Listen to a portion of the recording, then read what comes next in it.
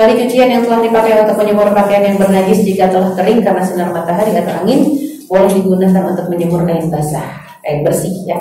Contoh sebagai contoh misalnya anak kita ngomong, sesudah itu kita udah bilas sedikit, kita nggak cium lagi, kita jemur. Kita tinggal pergi, begitu kita datang ternyata sudah kering. Ya, udah kering. Pakaian-pakaiannya sekali-kalinya kering. Tapi begitu diangkat kok bau pesing, ternyata masih kurang bersih. Baju boleh dicuci lagi, tapi kalau tadi jemuran sudah selesai, begitu kena paparan matahari sudah hilang najisnya ya. Dan jika seorang ditimpa sesuatu yang jatuh dan dia tidak tahu apakah itu air pipis atau bukan, tidak wajib mencuci bagian yang kena air. Tadi contoh, kita lewat di sebuah perumahan, tiba-tiba ada air terpercik dari atas. Kita lihat nggak ada orang buang air, tapi ada AC. Jangan-jangan air AC ya.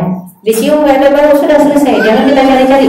Jangan kita tanya sampai ya kita ketok pintu rumahnya, ini air apa? Nah jangan, nggak usah menyusahkan diri ya.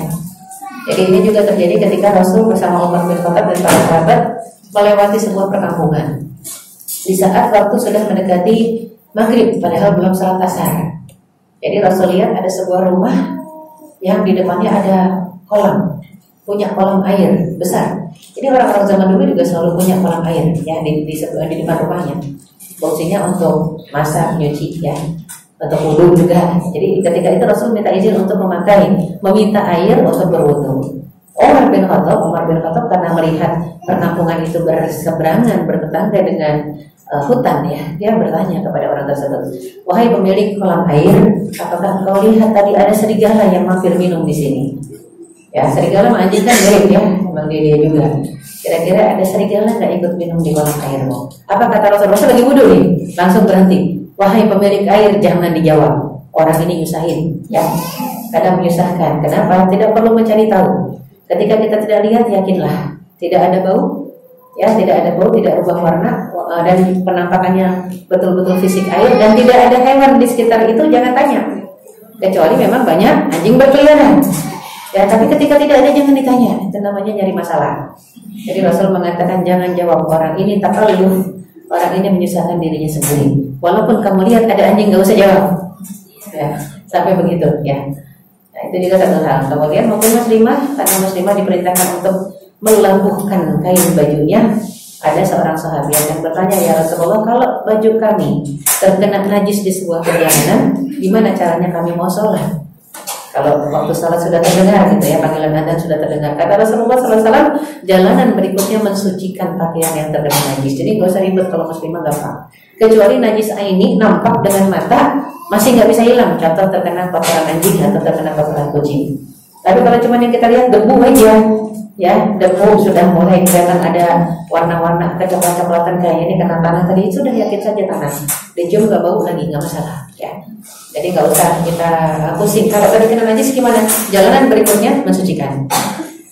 Dan juga tidak wajib mencuci apa yang kena tanah jalanan. Iya, tanah jalanan itu kan nggak masalah, kecuali jelas-jelas tanahnya ada kotorannya ya.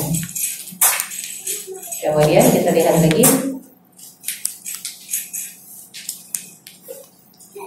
Bila selesai sholat, lalu terlihat oleh kita di kain dan di badan ada najis yang tidak kita ketahui atau kita lupa, tapi ingatnya baru selesai sholat, itu dianggap sudah sah sholatnya, tidak perlu mengulang.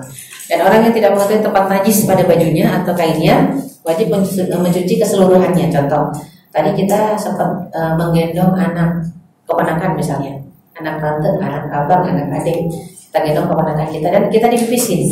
Tapi masalahnya sudah kita sibuk dengan kerjaan lain, belum selesai nyuci, ya belum kita hilangkan pipis tadi, sudah selesai dan kering.